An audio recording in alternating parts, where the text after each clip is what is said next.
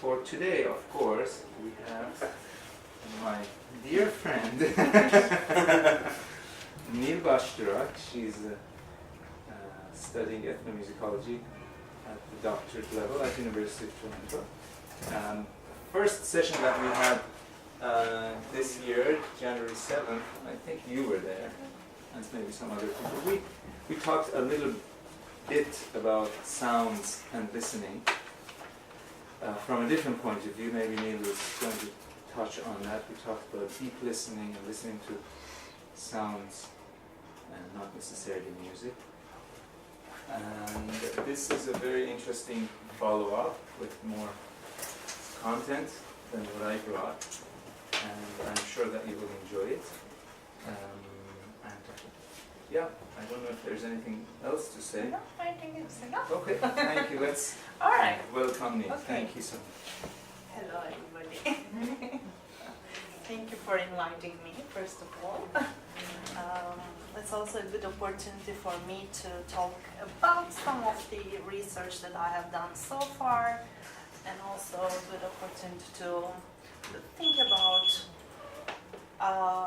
basics of what I'm doing, because when you start working on it and you're just stuck in the research field that you are interested in, but then like where all these come from, and then what are the basics of this topic, is generally like you assume that you know everything, but it's not the case, obviously. It's a huge field. So today, Kusha titled the session as the Soundscapes,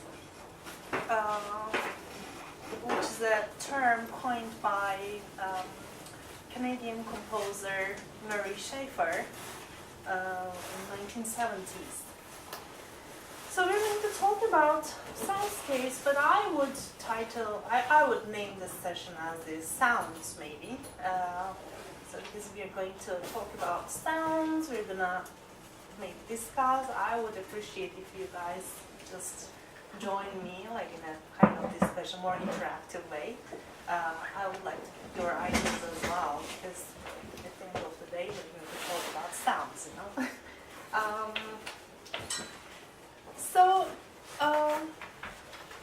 And finally, many of the we are deeply talking about political side of sound, actually, because as my research is based on politics of sound. In location-wise, it's Turkey. So I will bring up examples from Turkey, from my recordings and some other recordings. So our focus is on these topics, but where to start? So as Michelle said earlier, like in January, you said, there was another listening club on listening and hearing and sound. That's why I will just go through it a little bit, but then I will focus more on anthropological study of sound and some other stuff. It's more on the academic side, maybe. But I would like to start with listening a little bit. So maybe listening and... Make sure this is good. Okay.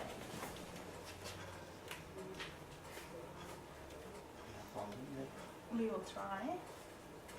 Just... Yes, it's on.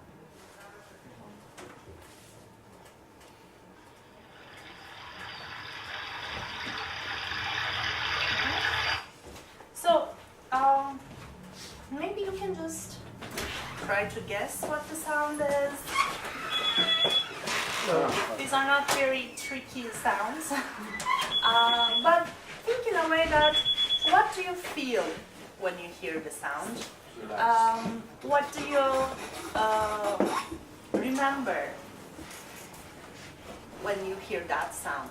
Or do you have any related memories of, you know, like just think about what kind of feelings it creates in you, or what it helps you to remember.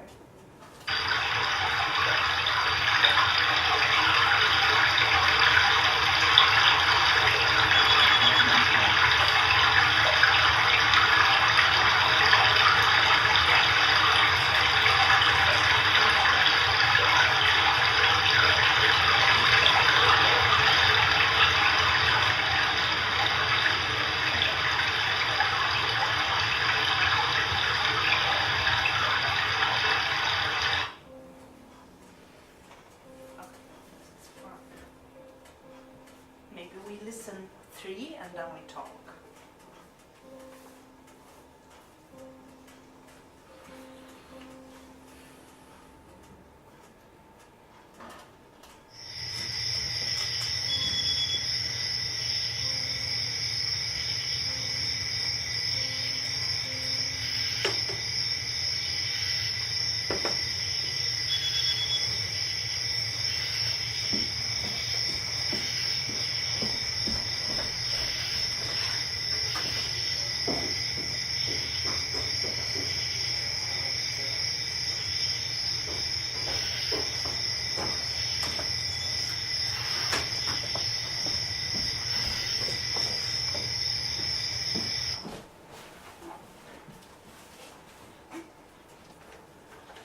Third one.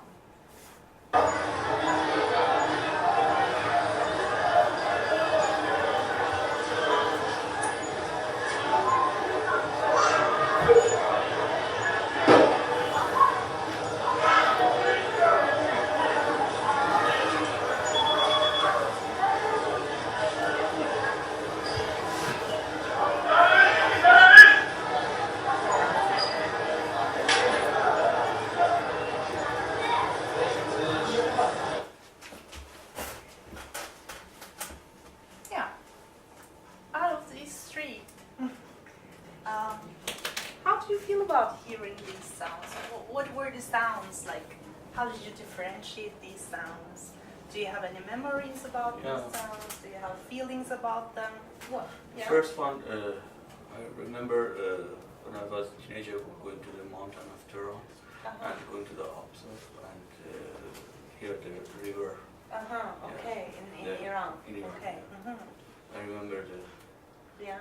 mountain, yeah. Okay. Mountain of Tehran. I Great. missed it. Okay. Who else?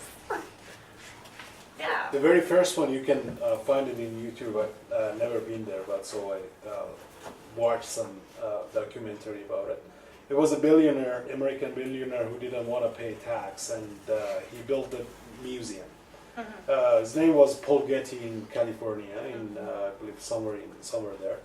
So the landscape is designed for blind people to find a way, and how they find the way is with the water. It's a source of water at the entrance, and how the way goes. The water, there's some obstacle on the way toward the building, and that makes a different sound of the water. It's for the blind people. With the change of the sound, they can find a way through the museum, and they can go to the museum. It's a very beautiful landscaping. It's Paul Getty Museum in California. So that reminds me that. You can see some. You can find some documentary about it. It's amazing. It's amazing. Okay, thank you. Yeah, I will definitely check. So what about the third sound? Bazar. Yeah. Turkish one. Basically, it's the same. You think it everywhere, was right? Turkish bazaar? They said something. Istanbul Bazaar. Yeah, did it say? Can be. anything? Yeah, but it's okay. pretty. We had same, a right? special one in Nasha. Bazar Reza. It's Okay. pretty the same everywhere. Yeah, exactly. But how does it make you feel? Memories? Is the third one you mean? Hmm? The third one? Oh, Yeah, the bazaar sound. Oh yeah. Easy, very Life in movement. Life and movement. Just like the second musicology, even the first one, life in movement. Okay, movement. It's a good terminology to use. And the second one reminds me summer light. Summer nights, Yeah. yeah. All the Exactly. summers there, yeah. Yeah. I'm lying in the roof and look at the stars. Yeah. But summer night in country, not Yeah. in Tehran. Exactly, in some villages I mean. Yeah. Zero Absolutely. Yeah. Absolutely not in Tehran. So what about this? This is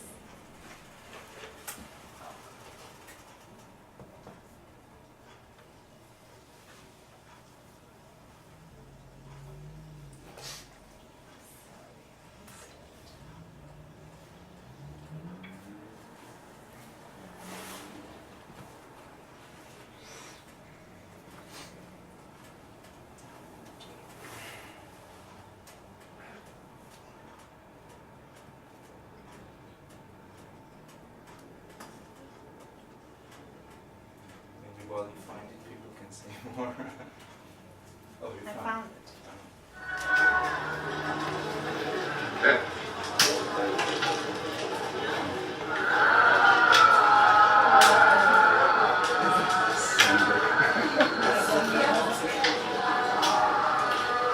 What is that like for?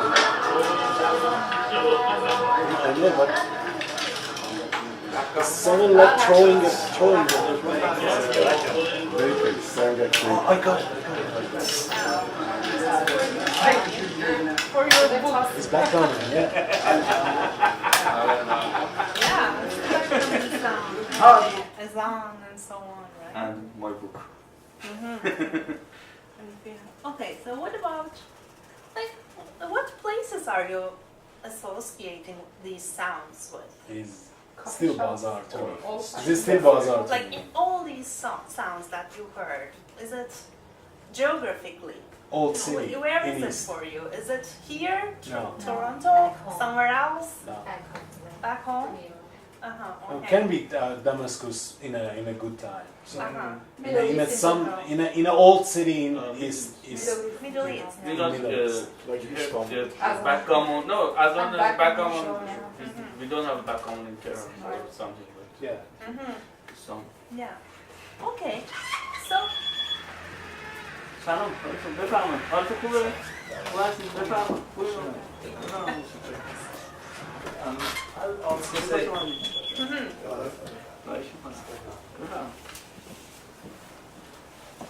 it's very emotional.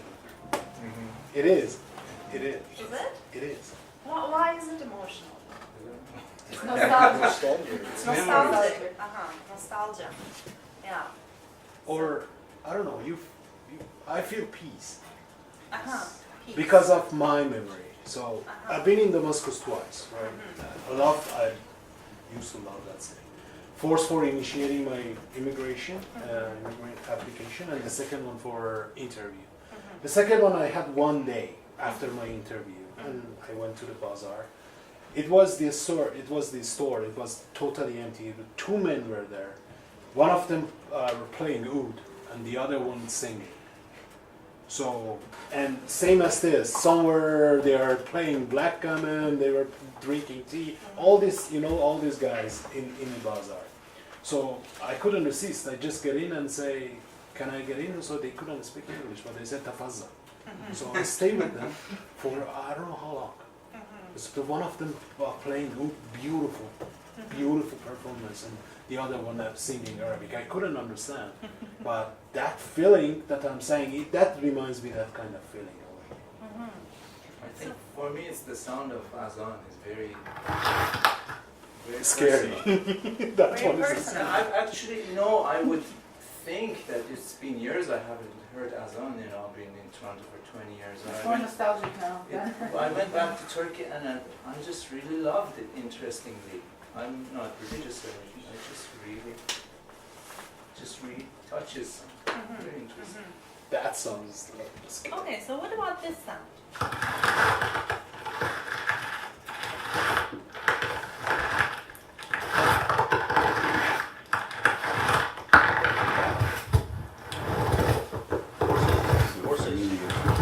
Horses. Horses.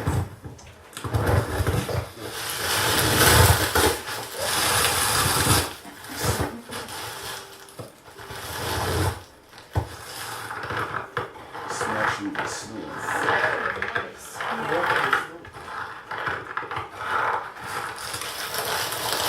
Yeah, this is like walking on snow. It's stepping on snow, yeah. And what about this sound?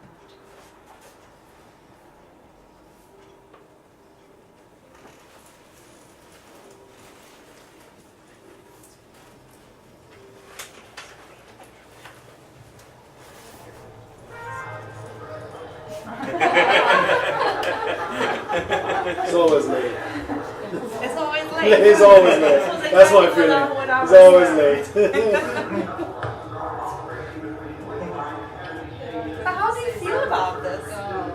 Say something about delay. Yeah, delay. Delay, yeah? Okay, what else? That was in the airport? No, TTC. No, it was TTC. TTC. Yes, TTC. Stuck in the tunnel somewhere. Yeah. So stuck in the train in the tunnel Yeah. somewhere.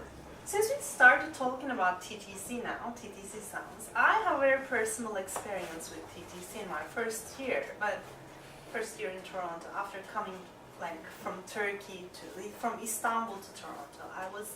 I had an imagination of a city. I came here, and that imagination, I realized very soon that it was not real. And I ended up like solving this problem in one morning in TTC. I was living in Shepparton then, and I had to travel downtown every single morning, and I was in a TTC early morning for a very first train, and I was just stuck in the train, and there was no sound. Basically, everybody was just so quiet, and it was very shocking, because everybody was also concerned about how loud this city is, how traffic is terrible in Toronto, and how. So this actually, I'm telling this an anecdote to you because it actually shows us that how relational these are, how subjective these terms are. Like, what is noisy, what is quiet, what is silent, and what is too loud, what is less loud, So, this is an introduction to the topic actually. First of all, all of us should understand that what I'm talking about here is very subjective, experience-based and interpretation-based topic. That's why in academic environment, there are too many fields are interested in sound with different perspectives. But I will talk about how it emerged, the sound studies as a field, how it has emerged, and what kind of different directions it took during the time. Since 1960 until now. So basically, as I told you before, the sound is basically vibration.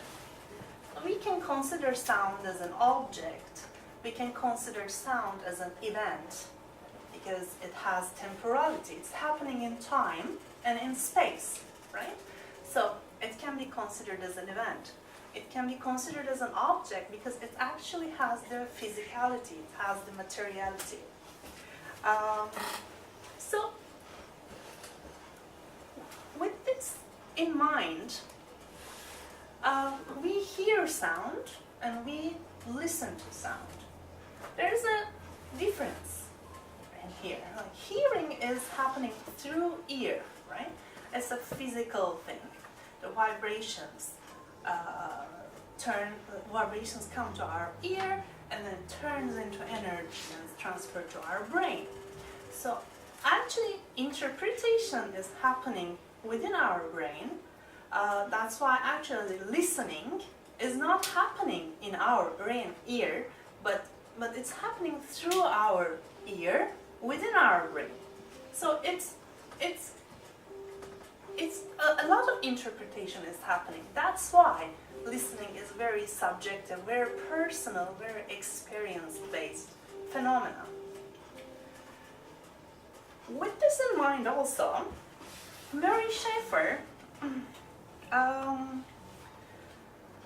as I told you, Murray Schafer started the study of sound. He was a composer, and he came out with a terminology of soundscape. The base of the term actually comes from landscape, the idea of landscape. How we can talk about a landscape, we can also talk about the soundscape over that land. What does this soundscape consist of? It depends on the place. But his focus was mostly urban space. So he came up with the idea that urban space is a low-fi, low-fidelity, low-frequency sounds are more dominant in urban space, especially after the industrialization. motor engine sounds, traffic sounds. These are all lo-fi sounds. And he thought that in rural areas, hi-fi sounds are more dominant, like the birds. You can hear wind in a different way in a rural area, and he kind of put these ideas and interpreted these ideas in a way that today's life in urban environment, we are living in a noise pollution. So then he started to think about how come we can find ways to create a more balanced sonic environment in our urban life, and what kind of an experience that would be. The idea of soundscape, that's why actually highly related to creating a sonic environment in which human beings can live in a more harmonious, more balanced way with nature. That's why it's very human oriented approach. And it's also mostly in relation to sound as an object. It takes sound as an object and says that this is noisy, this is lo-fi sound, okay, and this is assumed that it is not good for human beings because in ancient times, in our rural origins, actually requires us to live in a hi-fi sound environment. However, what happened, for example, in 18th century, when the sound of engine was first heard, it was found as terrifying sound. But today we live in an environment that our ears are totally okay with the engine sounds, traffic sounds, and what some people call them as noise, right? But this also shows us that how we are actually, within time, how we are getting accustomed to those sounds, the sounds that we found once disturbing. Similarly, in music, for example, if you think of some people really enjoy listening to loud music, some people like to listen to metal music, which is extremely noisy. But then this idea creates some questions, like what is noise? Noise for whom? For example, our city is really noisy. Toronto, what do you think? Do you think Toronto is a noisy city? Yes. Absolutely. Comparing Yes, with of New York, course. maybe not. Comparing to New York, maybe not. Okay. Depends where you are. Yeah. Noise. It's all Yeah. relative. Depends on your expectation. Exactly. That's why actually we are talking about relativity here. Like, this is called ontological relativism. Sound exists only in existential relativistic logic space, right? So we always compare what we hear with something that we heard before. So this is one stream of sound studies following Murray Schafer's ideas of soundscape, sound as an object, and so on. Then another stream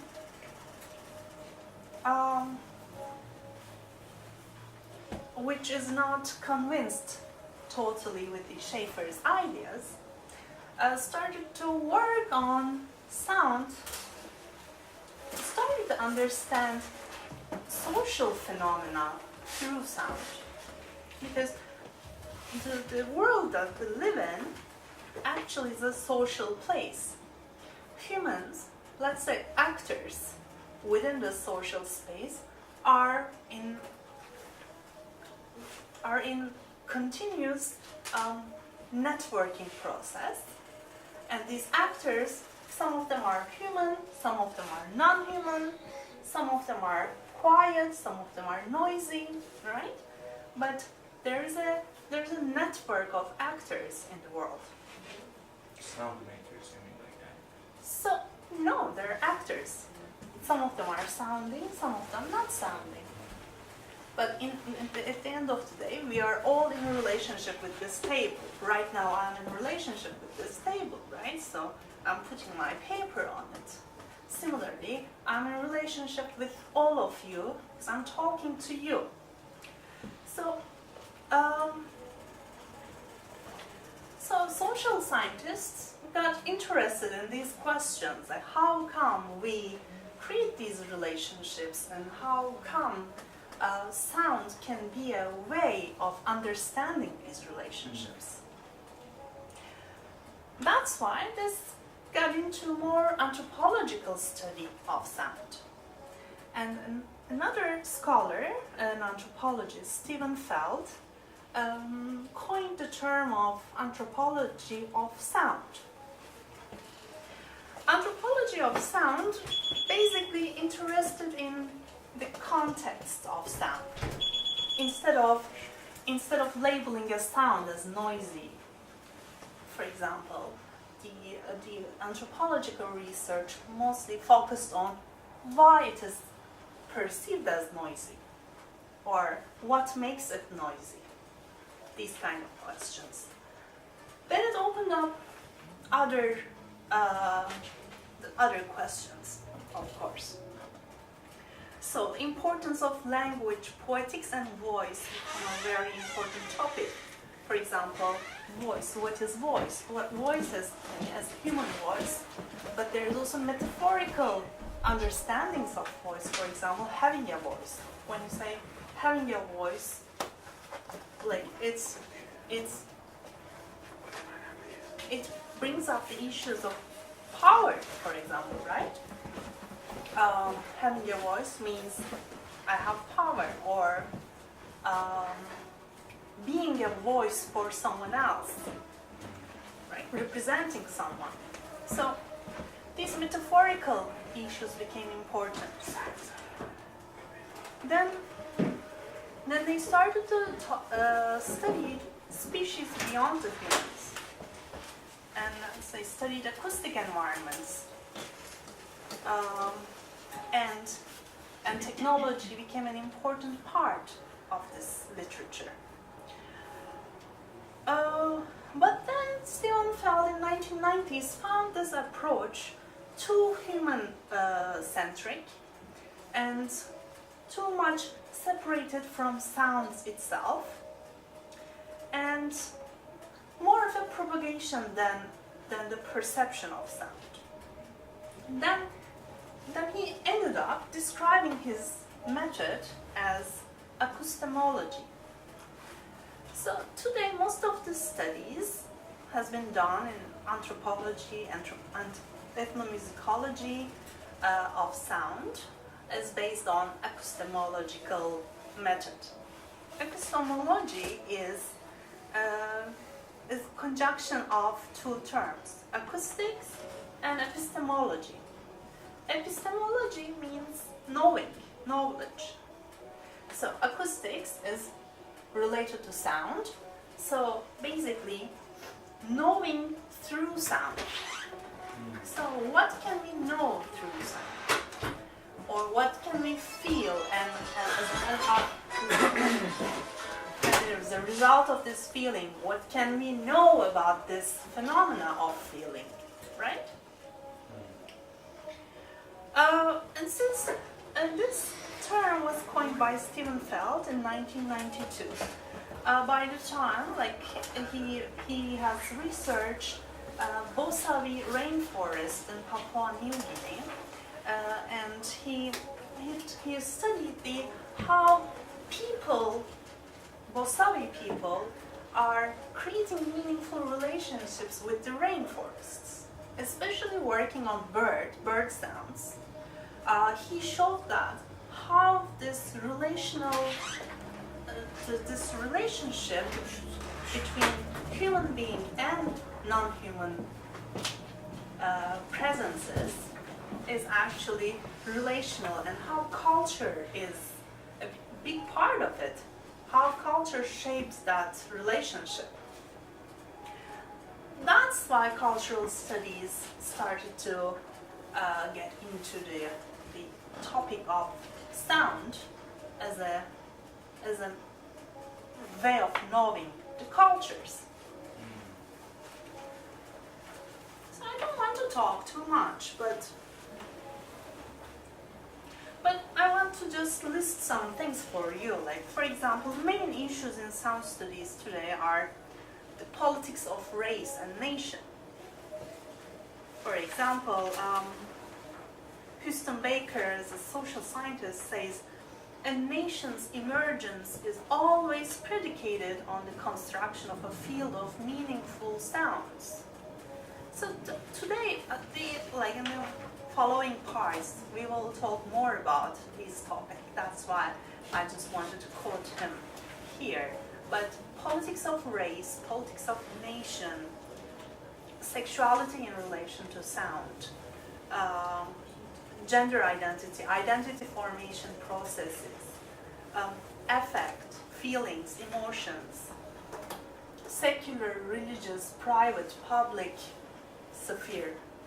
These are all studied through sound.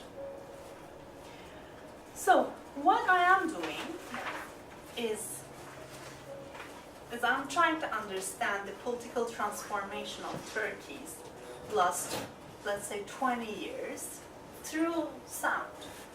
Sounds of everyday life.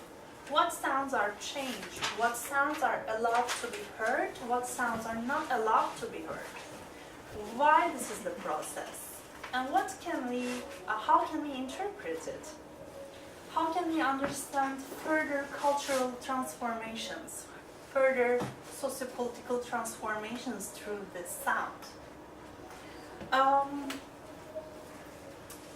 Okay, but before that, maybe to give you a better understanding of the topic, maybe it's better to make you listen to something familiar to you.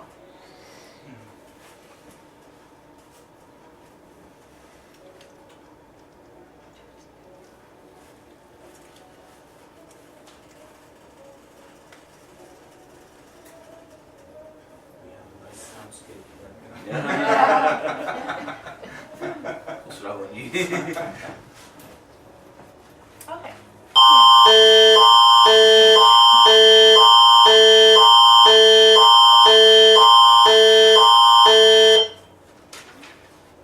Okay.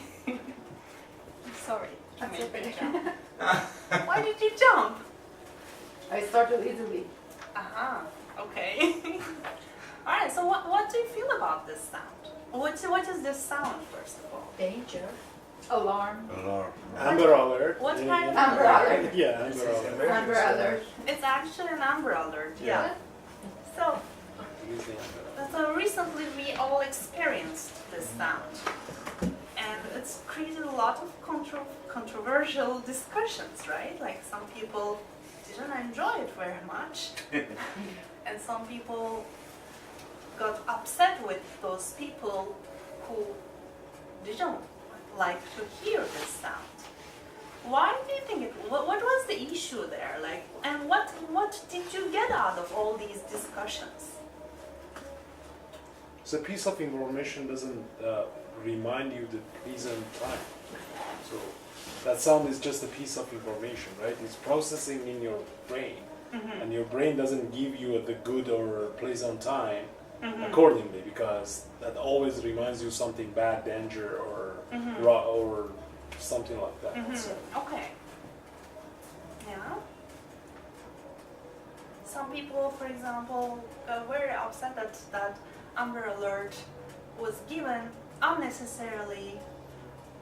Probably they said that probably the kid was taken away from his mother because probably just the father wanted to spend some special time with his kid and so on. Yeah. Why was this So what unnecessary alert was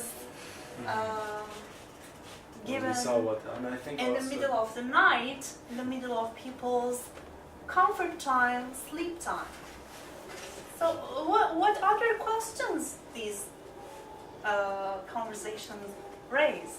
Yeah, Nima, you want to say something? yeah, I think it implies that now we are living, or it's forcing us to think that we are living in times where we are expected to be on alert, Okay. and a government, body can decide that Okay. over anything. So Yeah. it has Yeah. that has It significant can political happen anytime implications. to anybody, right? But on the other hand, if this is the situation, then why we are getting upset when we hear this sound, or why we are getting uncomfortable when we hear the sound of the alert? Some people have some memories, like, for example, in Iran when we had war, we used to listen to this kind of alarms, like I don't know, She's right. jet is coming and going to bombard the city, Yeah. and people just thinking about Yeah. themselves to, In think danger. about taking care of their children, go to shelter, hiding somewhere. So for some people, let's say half of the people who complain, maybe it reminds them of this kind of sad memories and risky memories. Okay. So we are humans. At the one moment we maybe get upset, oh, what I'm going to do with this thing. But then you come to peace and think, okay, that means somebody needs help. It's not to put myself like self-centered and just think about myself. It's not happening every night, every month, every day. This happened, let's say, once in 5 months. Okay. So there is a reason to do it. But then, Although I would object to that because I don't know objectively what I should be doing with that information, or the general public in the city with that But umbrella. someone knew to what to do with this information, and someone called police, and they found the father through that way. So the actual alert worked, but it didn't change the result. It's another topic to discover.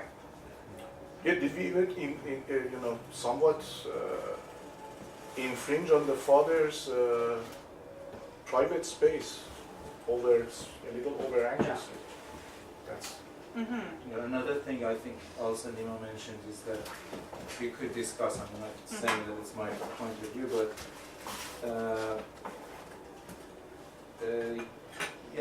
just it gives you a sense that they want to keep you agitated maybe more and more. I heard that in the US, for example, they are often on Amber Alert and to propagate this fear feeling and then to maybe use that fear for their political gains and policy and so on. So Okay. But there is one more thing too. Sorry, Amber was a kid, right? We know that. We all know that. Yeah. And so statistics says when the kid disappears and they couldn't find it in 24 hours, 99.99% that kid is killed. Is gone. So it might be helpful over here. So that's all I'm saying, because in 24 hours, if you find that kid, okay, you have a chance. After 24 hours, there's no chance. Okay. That kid is 99% killed. So that's all purpose behind it. Okay. I have two questions. First, to myself, why do you think this sound was annoying to everybody? And that was maybe part of your discussion, that some of that is No, just not by everybody, but nature. Like we say, like low frequencies in our I see, genetics. Like we can remember a kid, like a child crying, so it is in our genetic code. A loud noise can be because it's something attacking us. That's also in our genetic code. It's like cultural. Some of that can be subjective and cultural, like the same frequency and note we hear from ambulances and other war or sirens. Sorry. So we should determine that if that is annoying for everybody.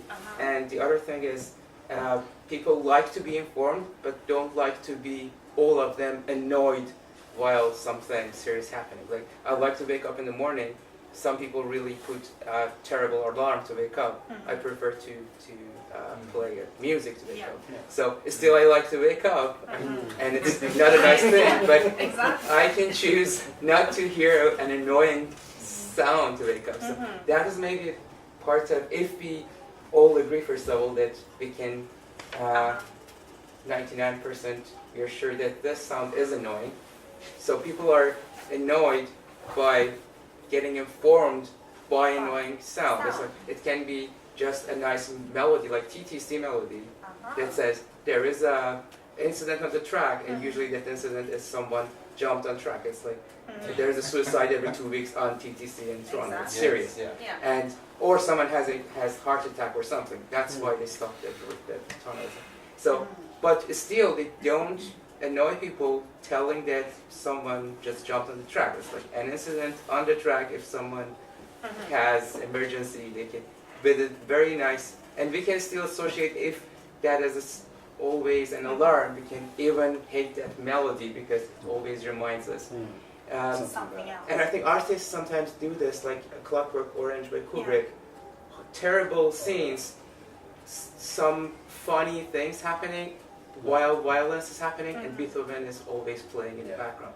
So it's like, after that movie, you can question yourself, is it all the film industry that tells you the terrible scene is coming with this kind of melody, or it can be Stereotypical sounds and so when on. you hear Beethoven, there is something really terrible. Terrible. So I think there is very, very it's not good just point. the amber alert and information, it is maybe the level of sound, because you can't really put yourself on a silent, and still you hear that loud noise. And This you have, point actually relates to what Nima said. yes, Right? so it's annoying. And the other thing, if that is an annoying sound, people like to be informed, and some people really like to be informed, like weather network and storms coming, but they don't really annoy you by telling a thunderstorm is coming. They just tell you thunderstorm is coming, right? And it can be a very nice melody. You can choose by it.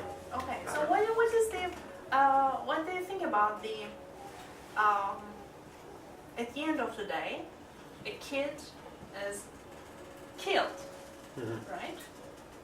So in this sense, so is it okay?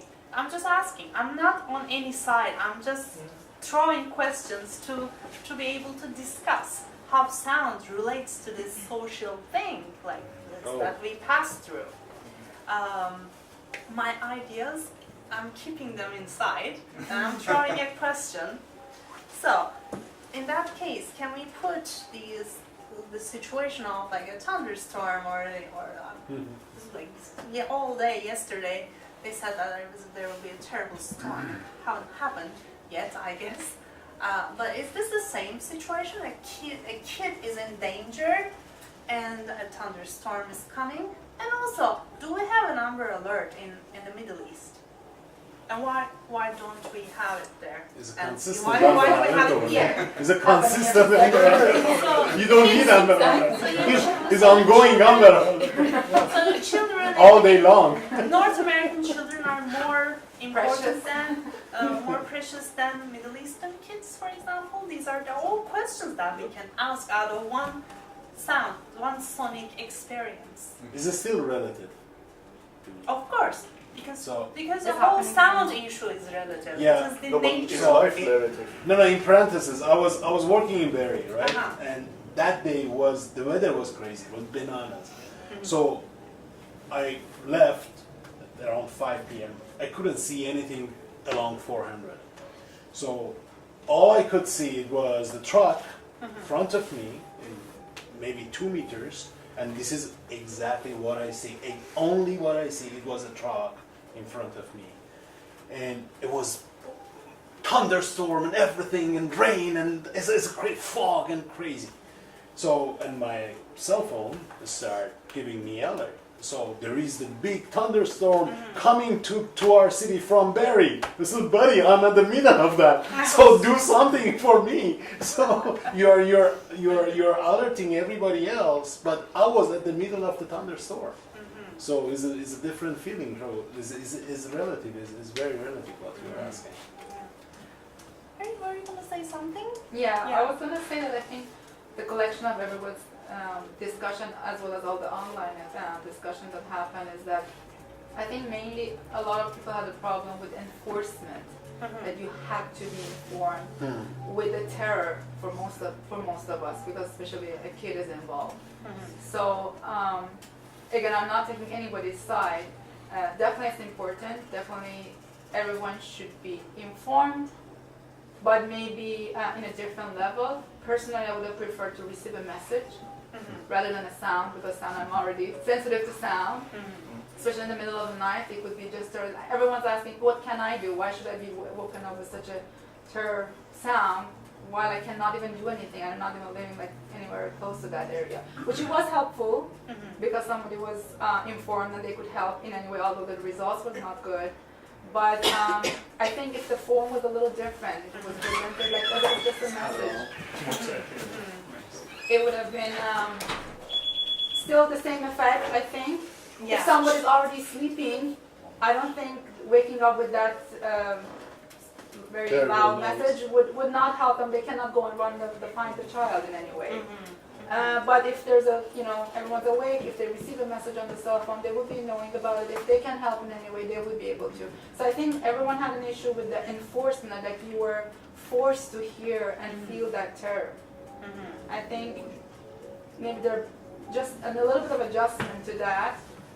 Inform everyone if that's necessary, but in a little bit more milder way that could be more helpful, and it's both sides. Again, the help has happened, but also not everyone's terrified, because especially for everyone waking up in the middle of the night with a terror sound, it's a very horrible experience, and I don't think they can be any helpful in any way when they're in that shaken moment. If you can wrap it up for a little break. For a little break? Yeah. Sure, we can just take a break then. Okay. And we continue with some bit more insider experience that I would like to hear from you more. But before we go about the Amber Alert, may I know what's your idea about that? My idea? Yes. About the concept, about the having the kind of terrible noise to alert some. I made a research people. about it Okay. after the alert. And I realized that this was not Amber Alert, this was a missing kid alert. So there are different alerts. And I think like it's mostly known as Amber Alert, but actually the government differentiate the alerts and how and when they are going to be shown and They activated. have different sounds. So there are different sounds, and they have different locations to alert people. For example, this didn't cut the broadcast, TV broadcast, right? So this is one justification that they are doing. Yeah. Police is doing. Another one is.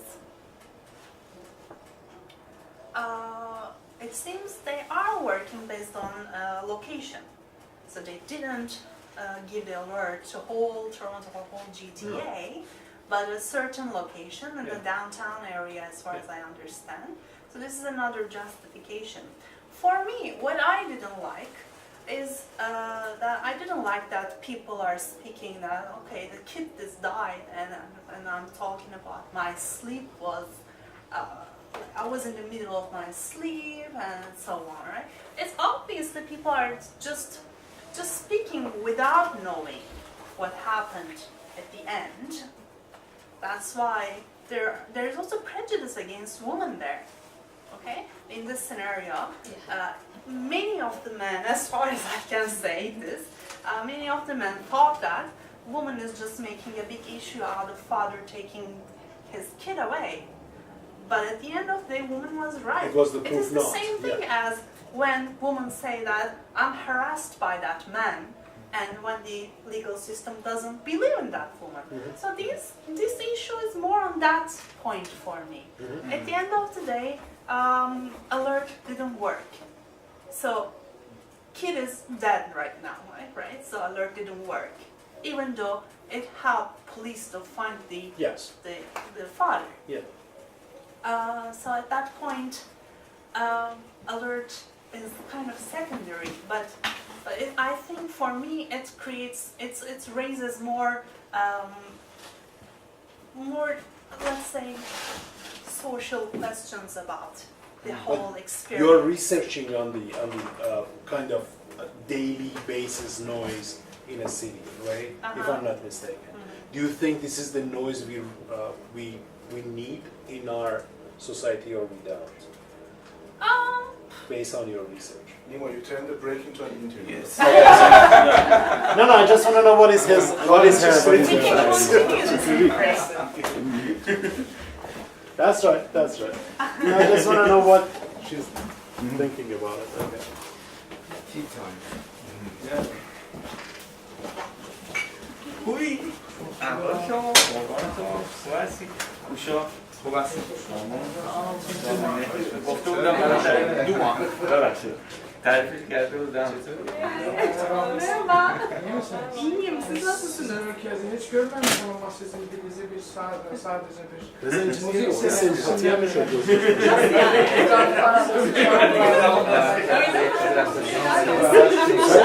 Sen de o zaman kendine gelsen. Ben çok beğendim.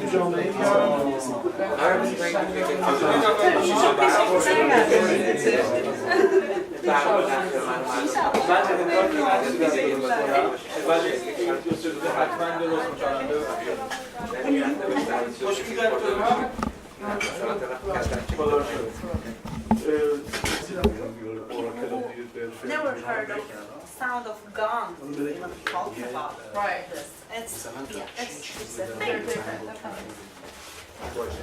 It's a disturbance in your comfort zone. It's affects your comfort zone. I don't want to hear about bad things. Yeah, exactly. That's different. Okay. Different reasonings behind.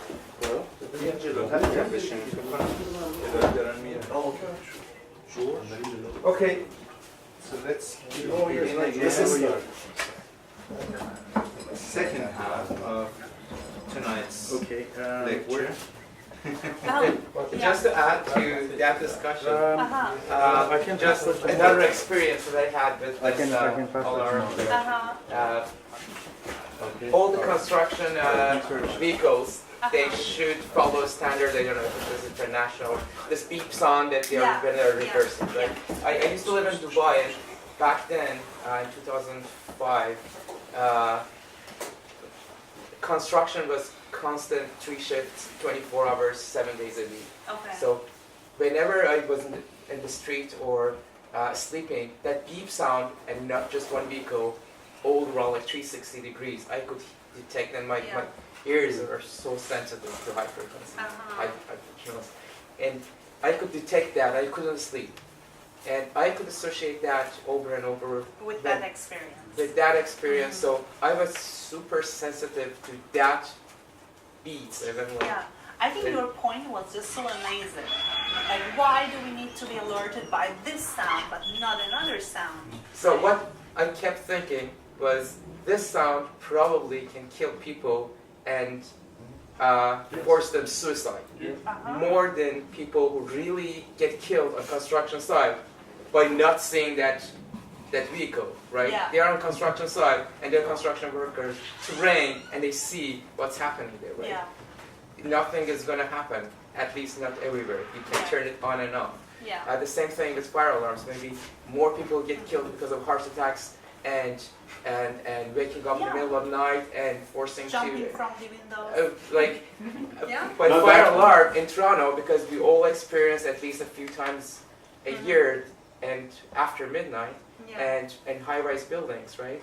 So more people, if maybe emergency rooms can have a survey, heart attacks after fire alarms would happen, or other things, more than people really burnt because of fires in buildings. So that is what probably is annoying for people, is people who send this alarms and annoying sounds, either middle of night or any other time, and they just take this effect as granted. It's like, this is just an alarm, everyone can read it, and we can save one person. They don't say, no, it's like we are bombarding everywhere to kill a terrorist, for example, right? Yeah. They don't see the side effects and casualties. So that is disturbing people has a cost, right? So they don't see the sound as something costly for people. They just see the benefits. So maybe people who study the sound should focus on the cost that people should pay just hearing that sound. Exactly. It's also definitely an important part of it. A lot of people are working on this kind of topics, by the way. Like how the sound of sirens affect, especially if you are exposed to sound of sirens in your early ages, then how it affects your whole life. This is a field of study, like a lot of scholars are working on these kind of topics. I just brought it up only because we just recently experienced this sound, and it basically dominated our soundscape, and we all heard of it. So I thought it's a good example to talk about it, to understand what kind of questions, what kind of inquiries this one example can generate. And this is take this as a kind of example of illustrating what sound studies are doing, what kind of questions they're raising.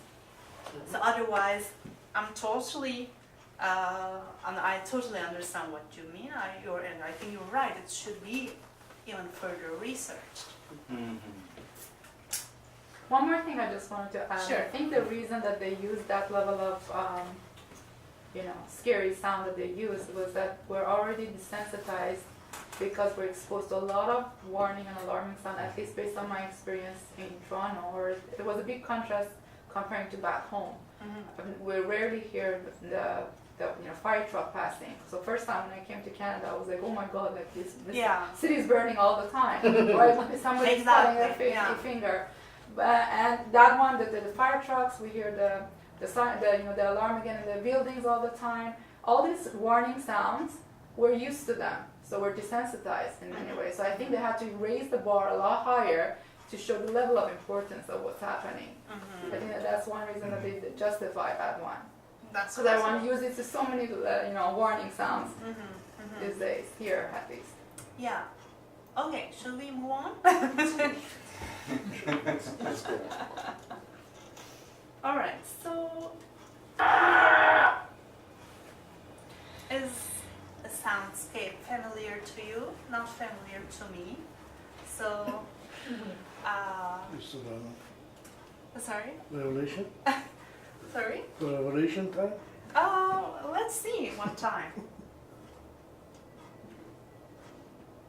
It's not only the soundscape that I will play, it's also accompanied with a poetry. So let's see. But before starting this, I want to talk to you about the relationship of sound, space, and politics. Like these three of them are very like sound, space, and politics are studied all together, generally in the same concept, and like the issues of owning a space through sound or reproducing a place through sound is highly relates to the work that I'm doing. That's why this is a kind of transition to my own work, but I wanted to visit Iran first to like illustrate how this can happen, like how come space can be reproduced and what does it mean. Maybe I should ask you, what do you think? Like, how come a space reproduced through sound? Or how come one can own a space through sound? What is the role of sound here? Any ideas? I have cheating ideas already for Don't you. cheat. So. Maybe, what do you mean by owning your space? I don't understand. Like right now, I'm having this space, right? This space, I'm here physically. Okay. But what if I want to have this whole space? How can I own this whole space or another space through sound? True sound. Making the sound very loud. Making the sound loud, okay. So in that case, actually, sound is let's say not sound, but voice, let's say, since we're talking about ourselves. Voice is the extension of our body, right? And we are able to do a lot of things with our voice. We can yell, we can sing, we can speak, we can whistle, we can do a lot of things. And these all can have different meanings or can carry different knowledges for other people. So that's why sound's spatial and temporal quality helps us to understand how sound fills a space and creates power relationships. Even daily negotiations of power, daily conflicts can be heard through sound. So here's an example that I found for you. This is, as I told you, accompanied with a poetry. Right? I'm sure you have already heard it. If not, you will hear now.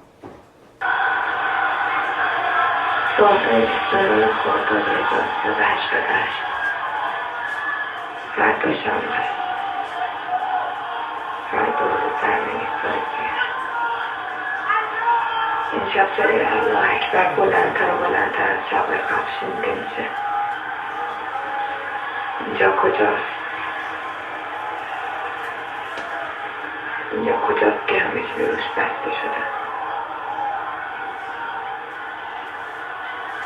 اینجا کجاست که مردم فقط دارم خدا رو صدا میزنم؟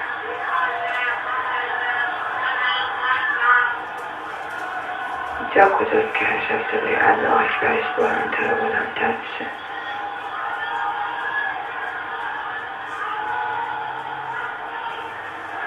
هر روز منتظرم که شب بشه ببینم صدای الله اکبر بلندتر میشه، بیشتر میشه یا نه. تن من میلرزه، نمیدونم خدا هم میلرزه یا نه. اینجا کجاست که ما اینقدر مظلوم گیر افتادیم؟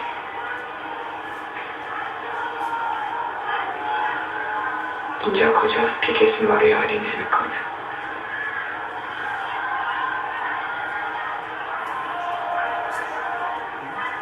اینجا کجاست که ما فقط با سکوت خودمون داریم صدامون رو به گوش دنیا میرسونیم؟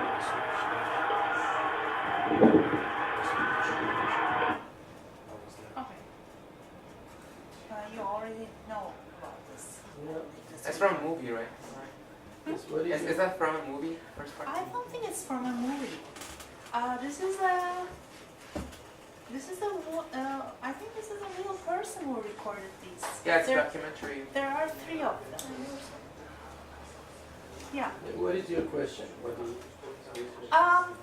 My question is, the space is recreated through sound, right?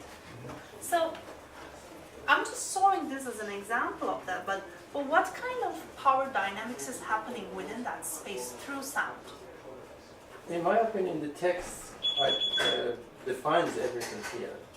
Okay. So I mean, the sound for somebody out of this context is nothing.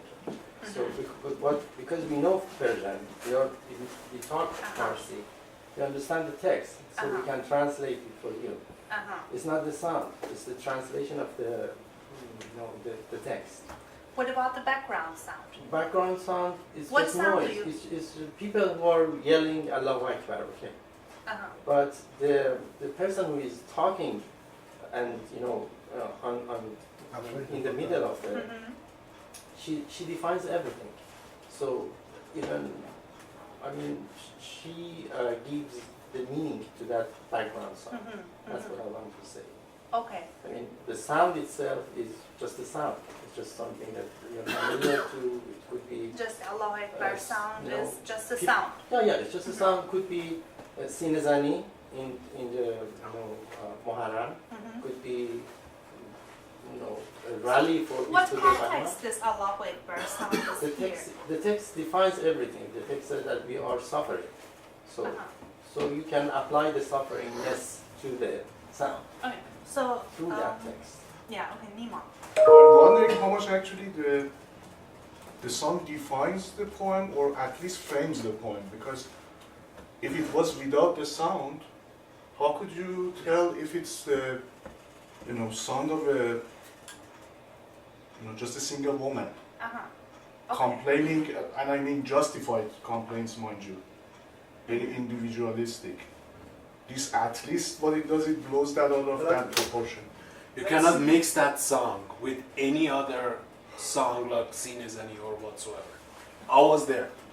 It was the last year I left that country in summer, famous summer '88, which is 2000 something. 2009. I was there. I was there between people, right, during the day and during the night, and I left 2 months after that, 10 years ago. So you cannot mix that song with anything else. It was the. Well, that's the most contemporary actually. Yes, but it could have been. I agree with you. The sound defines text. Sound defines. Because we all know that sound. Okay. So all what of is us. that sound? I'm asking. It's that people sound. protesting the regime. Okay. Through what sound?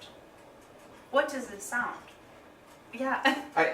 I think the Allah Akbar is not that important. It's what I think you're getting at is what you said is claiming the ownership of the streets and city when their presence is threatened or eliminated from the streets, so they couldn't go to streets, so they could extend their sounds to the streets. Yeah. It's like chanting in the stadiums to claim the ownership of the stadium by one team.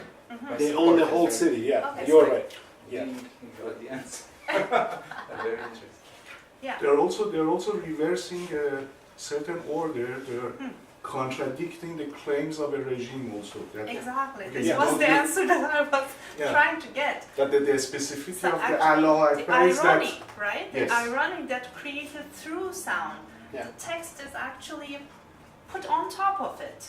That's right. But they are protesting the regime with the regime's own sound, no? Am I wrong? Yes. I mean, they chose that because that was the only allowed sound. If they could chant something else and knew that everyone else could dare chanting something else, like death to dictator, they would do so. They chose something that no one is afraid to use, just like instead of shouting, because if they shout, people will think it's a fight or something. So it's like order, everyone chanting together, and they just chose something that is already approved by government. The government couldn't take its approval back because it is a sacred chanting. It's like not pro, and so that's why they chose that. So not only owning the space, but re-owning the text also. Re-owning this is the reproducing of space. I know people who really didn't believe in Islam or even hated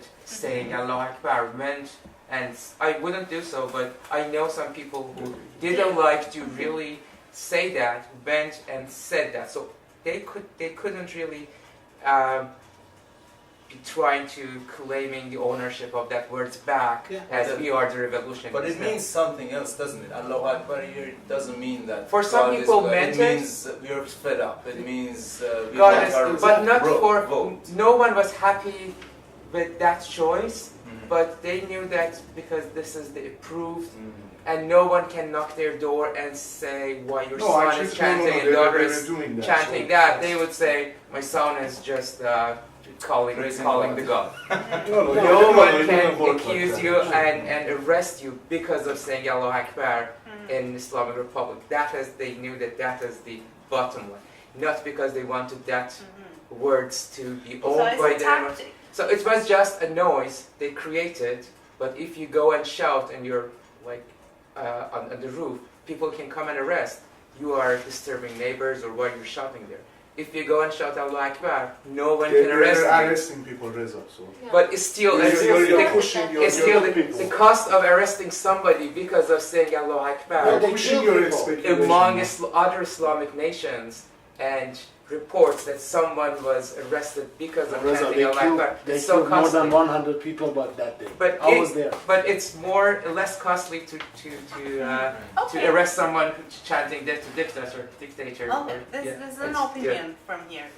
I just want to add a history here because this tradition started, I think, at least as far as my knowledge goes, about 40 years ago when during the revolution, a lot of people started this tradition by saying the Allah Akbar, and that was expressing their opposition towards the previous regime.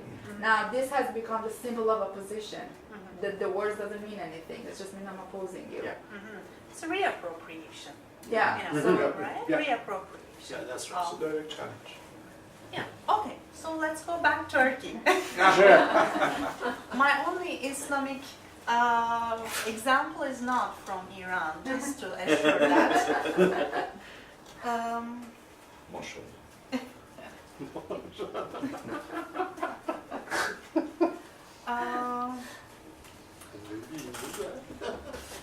Okay, so in 2016, July, in Turkey, I was not there, I was here, but we experienced the coup attempt. And traditionally, historically, military has close association with Atatürk, who is the founder of Turkey, and his ideology, which is named as Kemalism.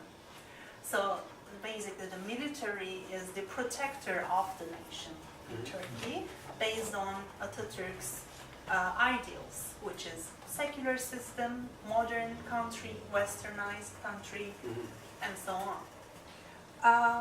Since 2002, we are, like our government is a traditionally Islamist, but in terms of its workings, it's also neoliberal, self-claiming itself as a conservative democratic party. But for many people, it's considered as a neoliberal Islamist party. So Turkey, because of its historical background, is a very antagonistic place, I have to say. Like, it's a very strange place when you look at that way. But those two segments of the society are strictly segregated from each other. They generally do not even know, physically get together in friendship environments or close circles. The Muslim, more Islamic, more conservative side, and secular, more self-identifying, modern and Western segments of society. Of course, like having the power, seculars in the past, unfortunately, very wrong things for the people who were ruling. For example, wearing a headscarf in Turkey was banned until 2009. People were not able to go to school with wearing a hijab. They were not allowed to go to university. They were not allowed to work in a public government job. And of course, this created a lot of anxiety in those people. And when they get the power, now the opposite is happening. So it's a kind of revenge system that is working here. This is one thing to know about the coup, but there is another thing. There is this very famous cleric, Fethullah Gülen, who lives in Pennsylvania, and he basically is an imam of certain kind, who has millions of followers, like around 10 million people are following his, what's it called? Ideology? Let's say, yeah. He has around 10 million people, 10 million followers. Of course, these followers created a lot of vote for the ruling AKP. But providing this vote power to AKP, of course, Fethullah Gülen himself looks for certain powers to gain. And of course, this created another kind of power dynamics between the government and his followers and himself. And that's why it is supposedly told that the coup attempt was organized by a faction within the military who are the followers of Fethullah Gülen, and the idea was to take down AKP, Erdogan's regime, and bring Fethullah Gülen from the US and put it in the head of Turkey. So, of course, these scenarios are also very much written because of an anxiety of, is Turkey turning into another Iranian case? Are we going to experience that experience? That kind of fear is there. So what happened in the night of coup attempt? Basically, the faction within the military took some jets, fighter jets, and they were all like flying like very low altitude over the city, and they were creating this sonic boom, and this took some time, and they started bombing the building of intelligence, National Intelligence Services building, and also the Parliament building. And they killed around 270 people in one night. And what government did to fight with this, a very initial thing they did was this. Let's see if you will hear it.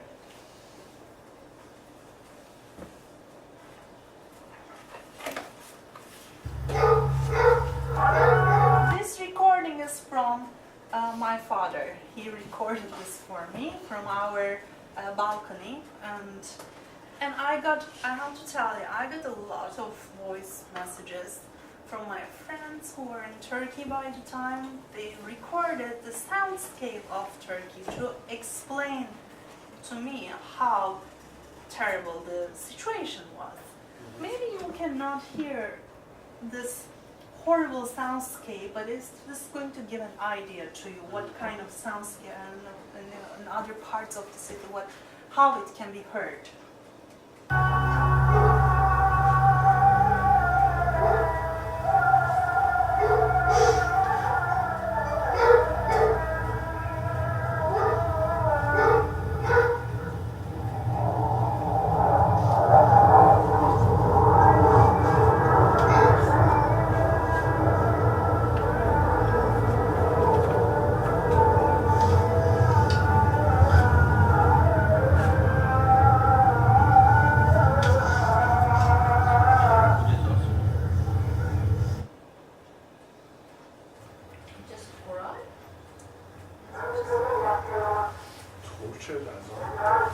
And there's an announcement.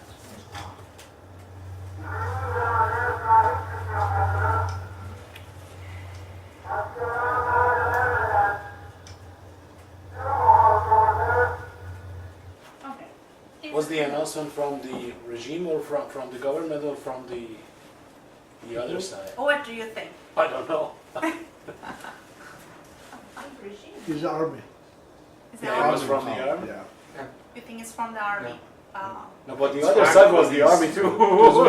Which one? The The other side was the army too. Both is army. No, Oh, the The army war has army. fighter Yeah. jets already. No, the other side was police. Oh. Yeah, okay. Here is the case. This battling sounds of fighter jets, government took an action, and all the Turkish mosques are Playing as on. controlled by Presidency of Religious Affairs in Turkey. Even though Turkey is a secular country, we have a presidency of religious affairs, which actually controls all mosques and gives all these Juma, khutbah, and so on. Yeah, this is the government's attempt to battle with the army, with the coup people on the sonic level. So government issued, like they told all mosques to recite salah. This is not a regular azan, by the way. This is a salah. I don't know if you have this in Shia tradition, but in Sunni tradition, there are different forms of call to Islam, and salah is one of them. So basically, we have salah. We had salah before each azan, maybe half an hour before the real azan. Salah is supposed to be recited, and then azan, and then the namaz time. But now we have salat also, but 2 minutes before. We call azan Evame, we say For salah we say azan, for your azan we say Before evame. azan, And they're back to back, so there is not that. Yeah. It is very short after time. The azan, salah- salah and then namaz. Yeah, now we don't have it. We have salah only, for example, if there's a funeral service, if someone died, salah is recited, not azan. Okay, and also historically, during the Ottoman times, whenever the Ottoman sultans conquered a new land, they recited salah on that land, indicating that this land is now ours. It's a Muslim land from now on. It was also not azan, it was salah. So, like, making all these connections, thinking that people who attempted a coup was supposedly Muslim, and the government is Islamist. So, like, who was this salah for?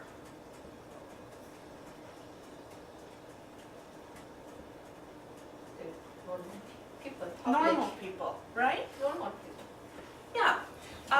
So this is actually a very interesting soundscape example that I really like to talk about it. So here, a lot of dynamics is going on.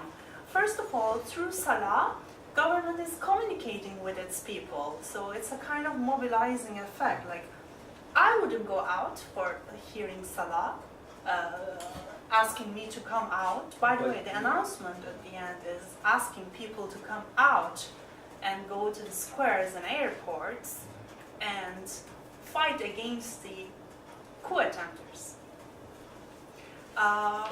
So who would have gone outside is the followers, supporters of the government, because the coup is attempted to take the government down. But at the same time, there are millions of people who were against coup, because Turkey has already passed through 4 coups in 50 years. We know how bad it is. So nobody was, any secular person who is opposing to the government even, they wouldn't like to have a coup, because the danger is there also. We can have even worse than this government, right? So, but it's a tactic, a strategy the government used to mobilize its people to take all these people out. Another thing, like this, the call to Islam, it's a theory, but there's some scholars wrote about it, and call to Islam carries a kind of authority in it, right? Authority of God. It's asking you to get closer to God. It's get under the God's authority. Remember it. But here there are 2 authority figures. First of all, the God is still there, so people can really take this call as a call to Islam and go out, because it's calling you, right? It's the God is calling you. But at the same time, the call is given by the state. That's why we have 2 authority figures here. Which one is really calling? It's ambiguous.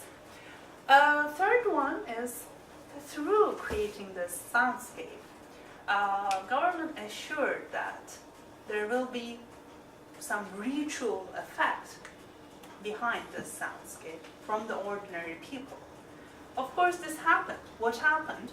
People started to do zikir performance. We say zikir, but you say zikr, right? Yeah, zikr performances in public places, which is considered to be secular in Turkish context.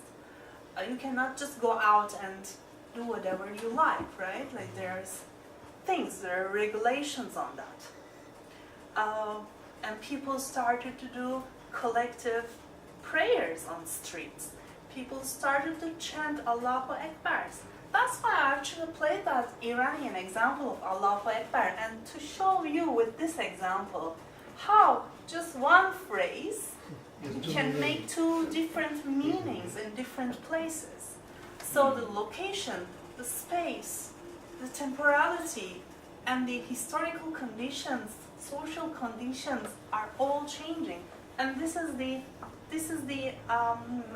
feature of sounds being relational.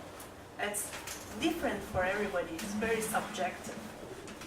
It's similar to this example. Like it's each country, Allah Akbar has different meaning.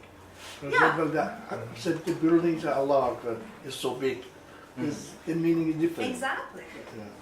Yeah, it's totally different. Do you think? Do you think all the mosques on that time, on that night, all the mosques all across the country, yes, they start doing that at the same time? Yes, and this took 3 days. Wow. It lasted 3 days, and maybe more than 100 times a day.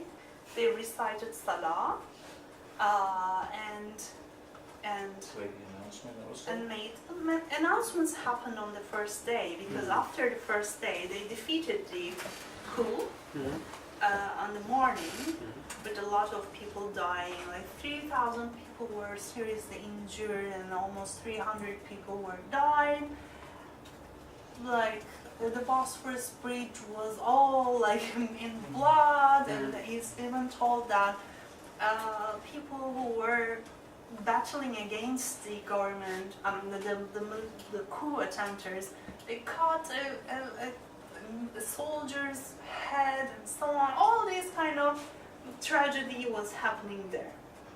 So what I think, I don't know, I would like to ask your ideas too, but what I think, I kind of interpret this as a populist, Islamic and populist approach to mobilize people and create even a further exclusionary antagonistic politics on the base of Turkey. It's already there, this antagonism, this segregation of different ideologies, but this even furthered that situation.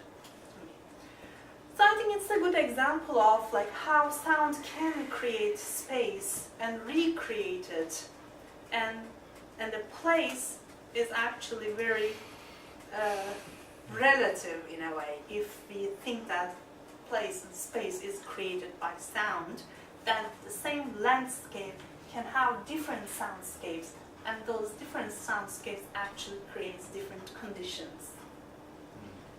So yeah, maybe I can just stop here talking, but if you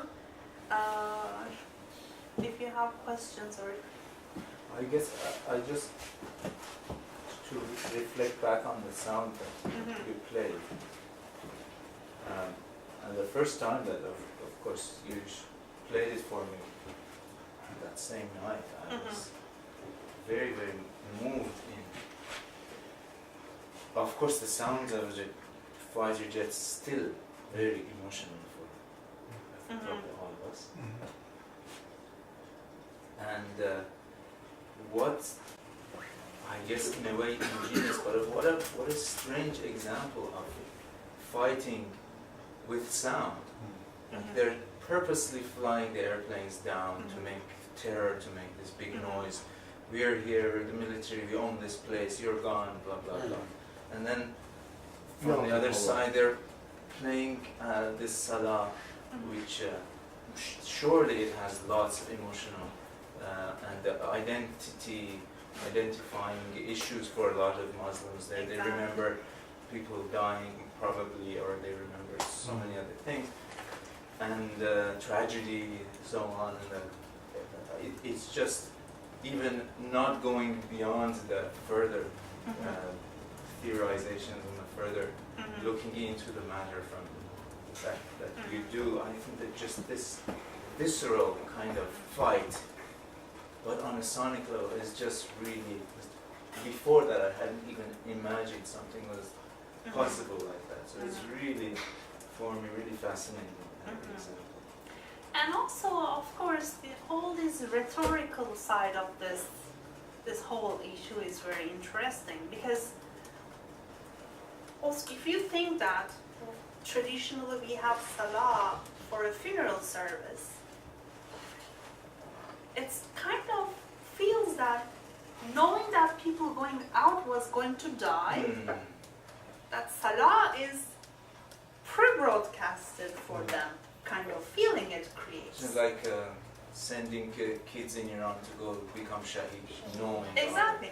And of course this happened. Like after that, we had the discussions around democracy, how we need to protect our democracy, how we need to respect the national will of the people.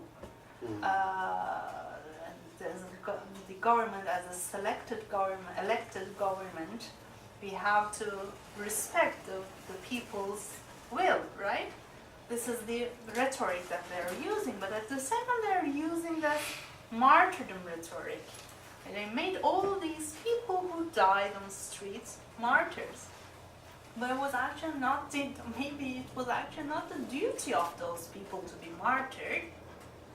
Maybe it was, who knows? But at the end of the day, today we have a huge monument in which you can go and sit as a kind of park kind of place with a monument, a concrete monument, and in the monument there's 24-hour recorded salah is broadcasted.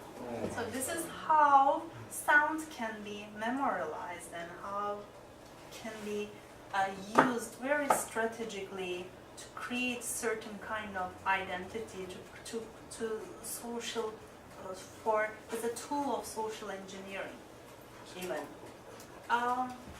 Yeah.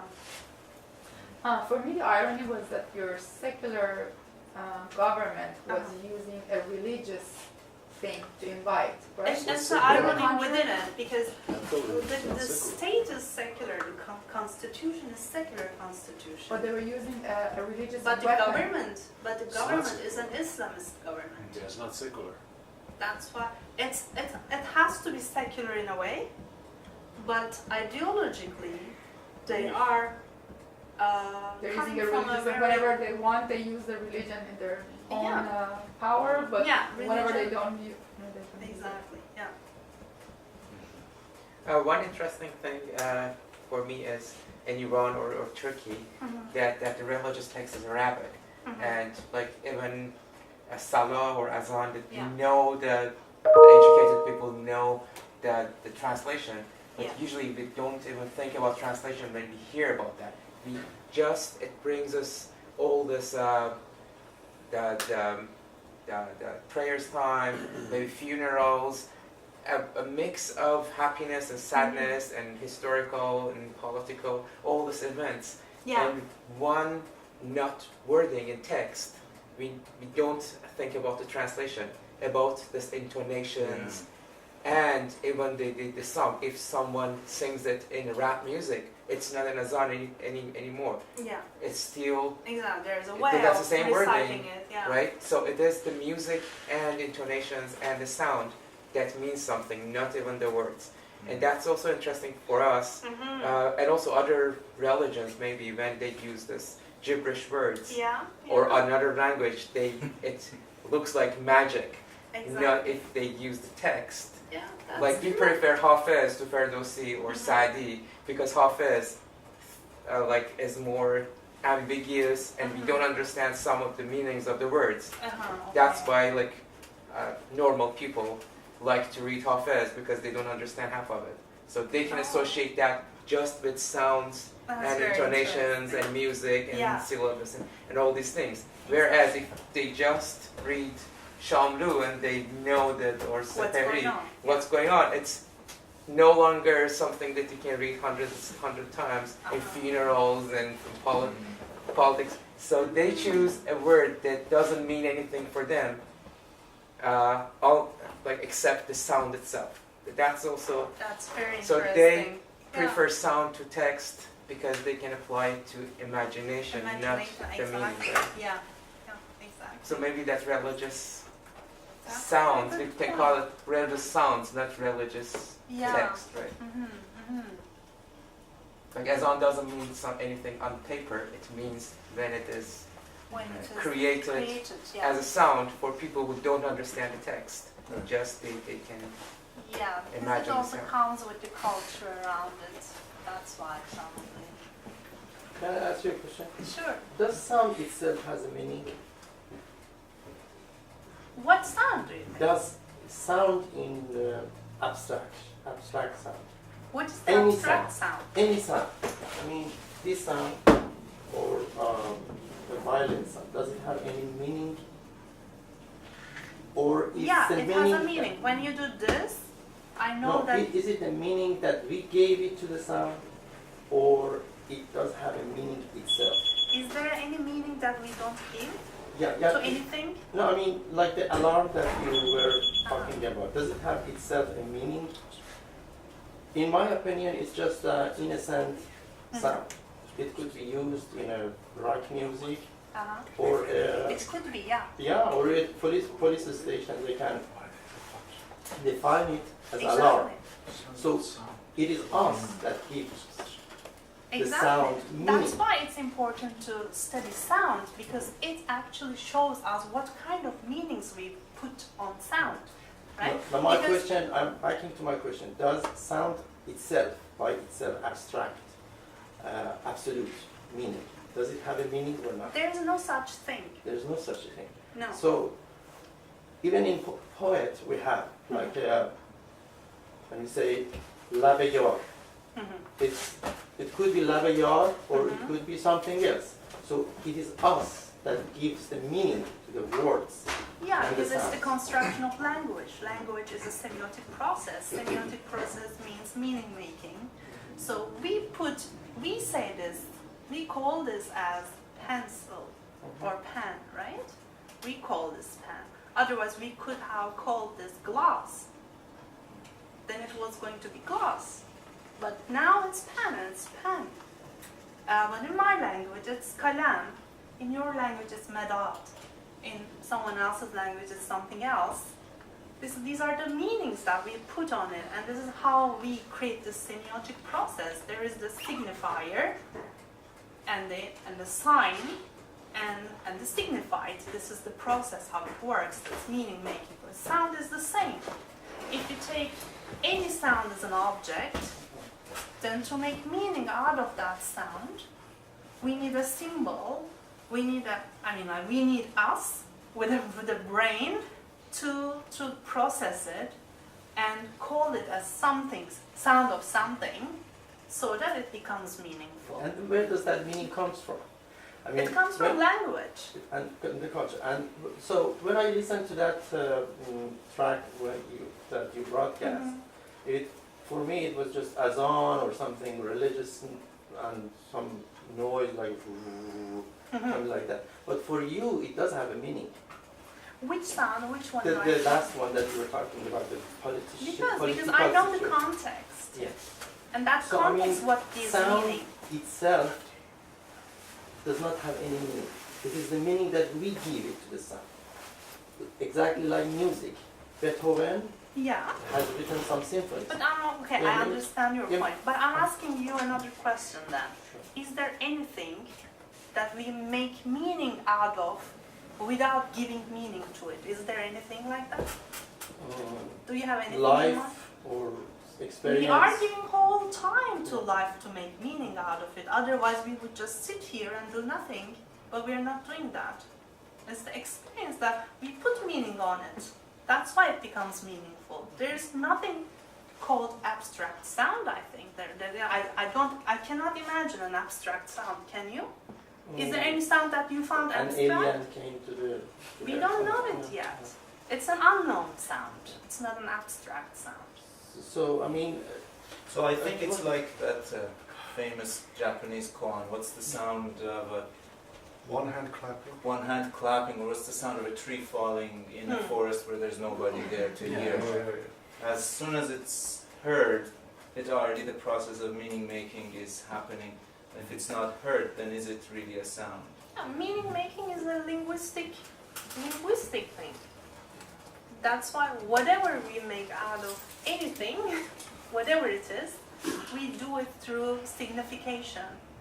And it's happening through language. I mean, so that alarm could be meaning for somebody.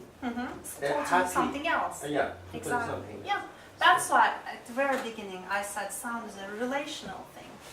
Yeah, it's a piece of information. It's a piece of information, and it's totally subjective, personal, relational, and experience-based.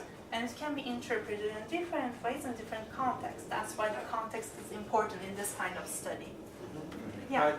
I know that's like sound is always subjective, but still I know some evolutionists believe that we might be sensitive to some frequencies because of our biology. Yeah, of So course. that But I'm not talking about the physiology. I'm not so fan of like defining everything with biology, because our culture is like biology is 1% of our And there are culture. sounds that I cannot hear, but my cat can hear, right? Like that, it's a physiological thing. And there's these sounds which we don't know. That's why they don't have any meaning for us. Do we have any meaning for a sound that my cat can hear, but I cannot? Or like baby hear? No. crying, it is an instinct, not as something learned. Or I don't. I heard that that research that about that. I haven't examined that myself. That I don't like this baby crying noise. I actually had a baby crying example here. But I don't know if that by evolution that exists in me, that as a human I should really dislike certain noise and I should let. You should start liking really this time.